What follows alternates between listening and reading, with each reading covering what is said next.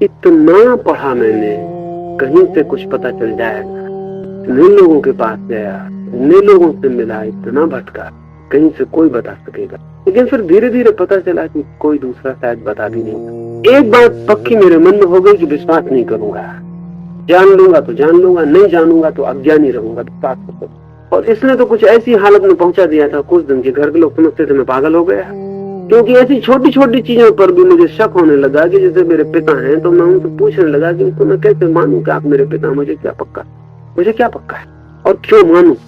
और जब कोई चीज पर विश्वास न करने की सख्त हिम्मत कर ली, जो अड़चन होनी थी वो स्वाभाविक थी, सब तरफ अड़चन हो गई। और साथ ही एक भीतर एक वैक्यूम आना शुरू हो गया। जब हम किसी चीज पर विश्वास ही न करें तो भीतर कौन सी चीज को पकड़ें, किसको पकड़ें, क्या है भीतर? कोई पकड़ने का उपाय नहीं रहा कि कोई सहारा बना लें, कोई विचार पकड़ लें, कोई धर्म पकड़ लें, कोई संप्रदाय पकड़ लें, कुछ मामला नहीं, कोई किताब, गीता, कुरान, कोई सहारा बन जाए। तो भीतर एक वैक्यूम आया, वो कोई 1 वर्ष में बिल्कुल वैक्यूम में मतलब आप आके बैठ गए हो, मुझे पता नहीं कि आप आ गए, आपको देख रहा हूँ कि आप आ गए, आप बैठे, आप चले गए, लेकिन कल आप मुझे पूछें कि मैं आया था, यानी आंखें बिल्कुल ऐसी होगी जैसे दर्पण हो, कोई आया और कोई गया।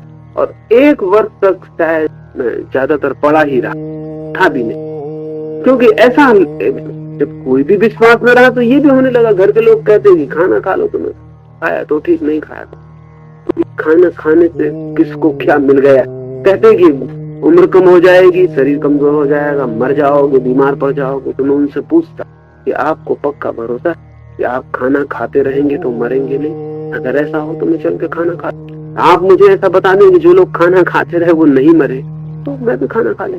और मैं आपसे ये पूछता हूँ कि जिंदा रह के आपको क्या मिल गया है जो मुझे जिंदा रहने की आप सलाह। धीरे धीरे घर के लोगों ने भी छोड़ दी फिक्र की जो करना हो करो, जो ना करना हो ना करो। और तब उस वैक्यूम में मैं बिल्कुल ऑटोमेटा जैसा हो गया, यानी मैं उठ के क्यों जा रहा हूँ कहाँ ये मुझे भी ख्याल में ना रहा, बस चीजें ऑटोमेटिक हो गई।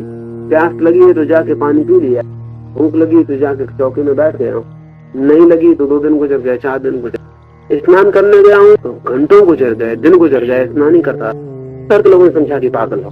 मुझे भी बीच बीच में शक एक ही बस दौड़ता था, सब खो गया था, बस एक ही बात दौड़ती थी कभी कभी दूसरे लोगों की आंखों में देख के कि शायद मैं पागल हो गया। लेकिन मैंने कहा कि ठीक है, अगर इस खोज में पागल ही हो जाना है तो पागल हो जाना।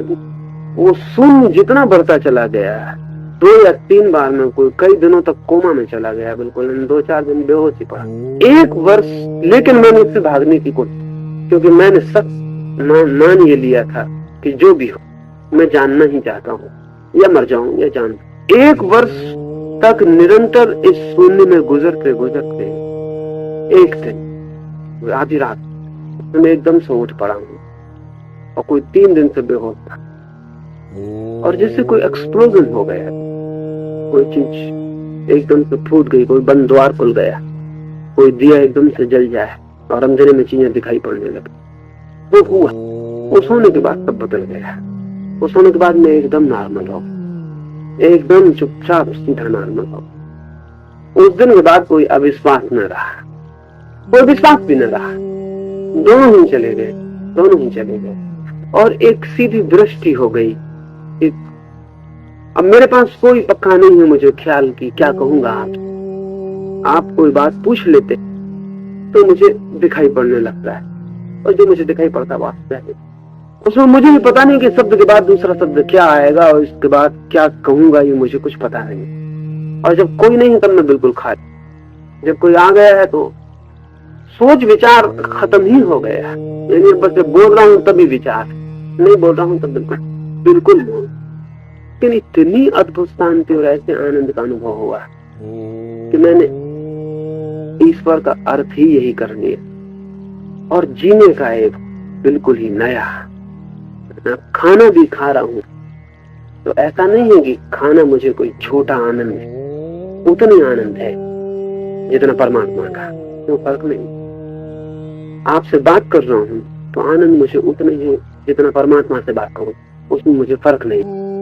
बोल रहा हूँ तो उसमें भी आनंद है। अब जो भी कर रहा हूँ, यानी अब ऐसा नहीं है कि कोई मेरे लिए धार्मिक कृत्य है और कोई अधार्मिक कृत्य, और कोई सांसारिक बात है और कोई पारलौकिक बात। छोटी से छोटी चीज में और सब चीजों में रस है। ऐसे किसी चीज में मुझे विरस हुई नहीं, वैराग्य जैसी चीज ही नहीं है मुझे किसी चीज में कि मुझे विराग है किसी चीज से भी, और सभी चीजों में। और मैं तो इतना हैरान हुआ हूँ कि अब तो मैं वैराग की परिभाषा ही ये करने लगा हूँ कि राग अगर पूर्ण हो जाए तो वैराग्य बहुत है, और स्वाद अगर पूर्ण आ जाए तो स्वाद से मुक्ति हो जाए। तो अब तो जो भी चीज हो उसे कैसा पूरा, और उसमें पूरे डूब जाता हूँ। खाना खा रहा हूँ तो पूरे खा रहा हूँ, यानी उस वक्त मैं खाना ही खा रहा हूँ, कुछ और नहीं कर रहा हूँ। सो रहा हूँ तो सो ही रहा हूँ।